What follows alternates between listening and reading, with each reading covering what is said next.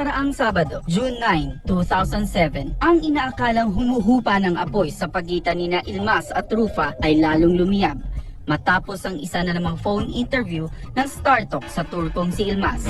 Possible one case I will gonna sue her because of when she was getting married with me and during present day May 25 still she's getting married with the same one and then not getting the divorce. She's not allowed to getting married with me year 2003 and that's why she against the law. Not just against the law, she against to herself and she against to my family and she against to her religion and my religion too also. For the divorce story, no more divorce because of she against all the law. That's why we don't need to asking the divorce. And Hindi naman ikinaila ni Rufa na minsan na nga siyang nagpakasal sa isang Richard Daloya noong 1999 sa Las Vegas, Nevada. When you're young, you do crazy things, you make mistakes, but as you grow older, you learn from these mistakes and you move on. When I married Yilmaz in 2003, I changed. I became a good wife. I became a good mother. And I think now, you know, what he's doing to me, he's trying to ruin my reputation because ayaw niya ako maging successful dito. Ayaw niyang magkaroon ako ng trabaho. Ayaw niya akong mag-move on. Ayon kay Ilmas, isa sa mga naging dahilan daw ng pag-alis ng kanyang asawa sa Istanbul ay nang matuklasan niyang kasal na si Rufa sa iba. I was trying to come to Philippines. She went to hurry like in rush in the United States because of she went to Las Vegas. And then because of her previous marriage, she tried to destroy this paper, but she's too late. Really, I want to be honest. This is the reason we are fighting. And she escaped from Turkey because of I am find out that she's married. Not because before me. She's still married. And then that's why she escaped to Philippines. My life is an open book, okay? He didn't find me riding a camel in the middle of the desert. I'm Rufa Gutierrez. I'm an actress here in the Philippines. Nung na-meet ko si Ilmas, alam na niya yung buong storya ko, kung anong buhay ko, at alam niya yung tungkol sa sinasabi niyang kasal-kasal na yon dahil first month pa lang ng relasyon namin. Nung 2000, alam na niya, inamin ko na sa kanya lahat ang totoo. Wala akong tinatago. I don't need to hide anything. Now, it's clear. I've said enough. Ayoko na siyang balikan pa. And if he wants to make this ugly, then so be it. Dito inamin ni Rufa ang di umano'y totoong dahilan ng kanyang pakikipaghiwalay kay Ilmas. The real reason I left him, because all the time he hits me, he abuses me, he tortures me. The last time I left Istanbul in February, he tortured me and he hit me for 15 hours. 15 And not hours? because may nalaman siya tungkol sa akin. Lahat ginagawa niya. Sinasaktan niya ako, binubugbog niya ako, pinutulat ng buhok ko, sinisipa ako, kinukulong ako sa cabinet, binibelt niya ako. Lahat!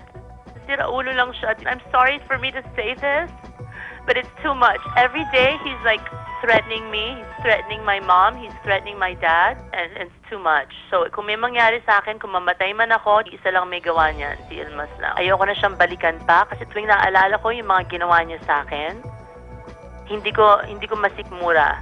And the reason why my mom is reacting this way, hindi alam ng publiko because the last fight that we had, sinabi ko sa kanya, sabi ko, ma, humingi ka na ng tulong kay President Arroyo, humingi ka na ng tulong. I left my house, tumakbo ako, punong-puno ako ng dugo. Lahat ng mga yaya ko, witness ko. Lahat ng mga kaibigan ko, witness ko. Umuwi ako sa Pilipinas, may black eye ako. Lahat ng legs ko, punong-puno ng marks. Now I understand, Annabelle Elgar. Yung totoong nangyari, kaya ayaw na nilang tanggapin si Ilmas. Yan ang Naman totoo. kay Ilmas, may ideya na siya na may lalabas na ganitong akusasyon si Rufa. Minsan na daw inirecord ni Rufa ang kanilang pagtatalo. I'm not afraid for anything, just in case I am remind to the public. And if gonna come out this issue, I know. But I told her already, please, when you're recording my voice, I'm the professional already. This kind of things, just to let me know when I am gonna start for the recording, I'm gonna say the same bad words. She tried to force me to, and she tried to make me to upset her mom and herself. I don't know who's giving the advice, probably her lawyer. And she's trying to make me to upset. And after upset, I'm screaming. And then I'm yelling to her. I'm telling to her bad words. And she's recording my voice. Dati naman sinasaktan niya ako pero hindi ganun kagrabe. Mula nung nabaril siya, parang nag-take na siya ng mga antidepressants. Like, yung doktor pupunta sa bahay, naging depressed siya. And then, doon nagsimula ang lahat, mga 2 years ago.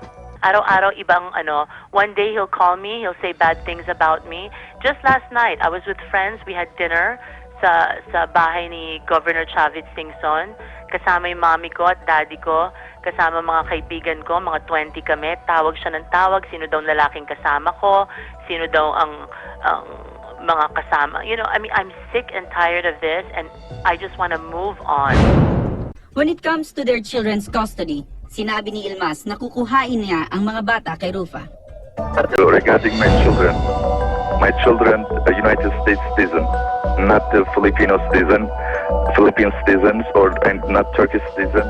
Rufa not allowed to can carry one of them 2 years old, other one 3 years old, 2 children out of my permission. Any papers cannot travel to around the world and cannot use my daughters.